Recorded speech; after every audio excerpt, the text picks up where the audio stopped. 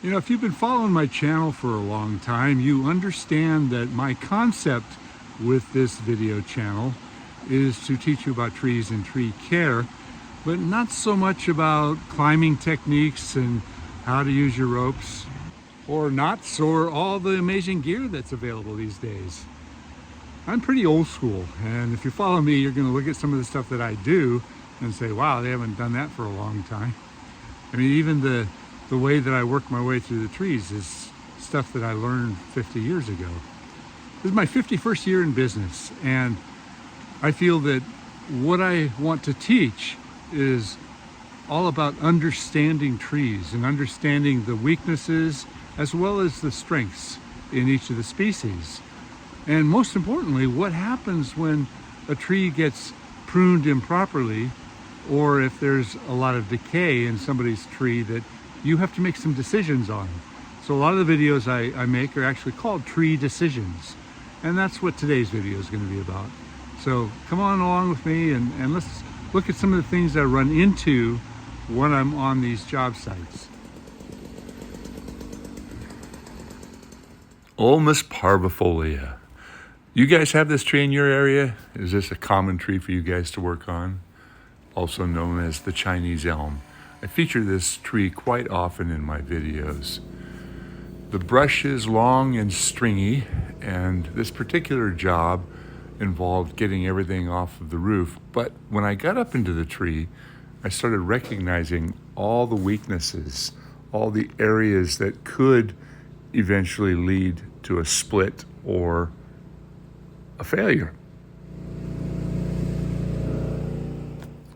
So that weakness that I'm showing you here has a lot of weight associated with it.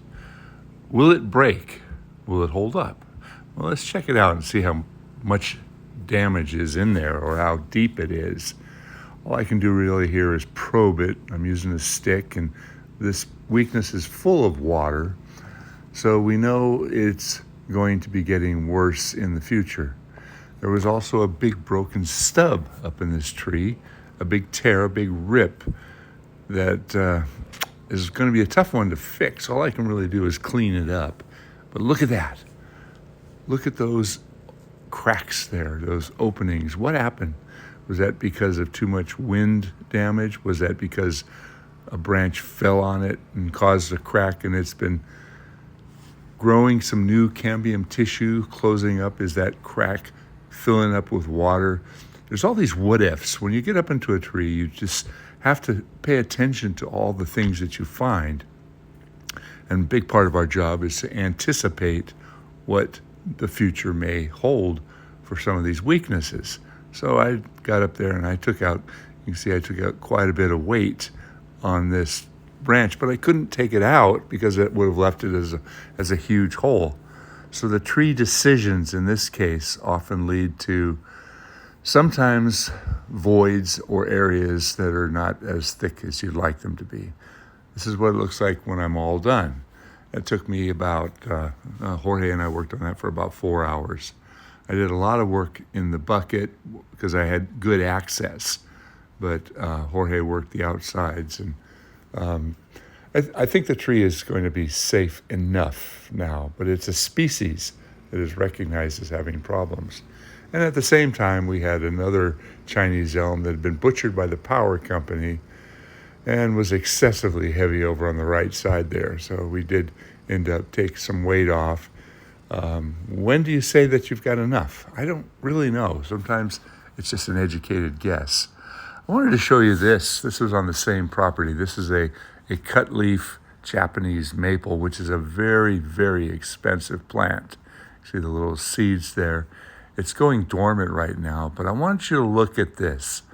They've got this growing in a fairly expensive pot. It's a big ceramic pot, but the way the pot grows, it has a lip on it.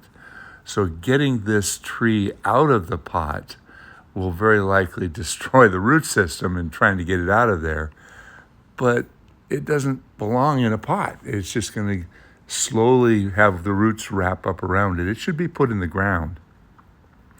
I would recommend breaking that pot. Even though it's expensive, the plant is worth more. Here's yet another variety of Japanese maple. They come in so many different shapes, and oftentimes I run into them that have been butchered. You can see all the top cuts. I mean, this wasn't even, it wasn't even a balanced cut of any sort. I'm guessing the gardeners did it, but all the branches are drying out.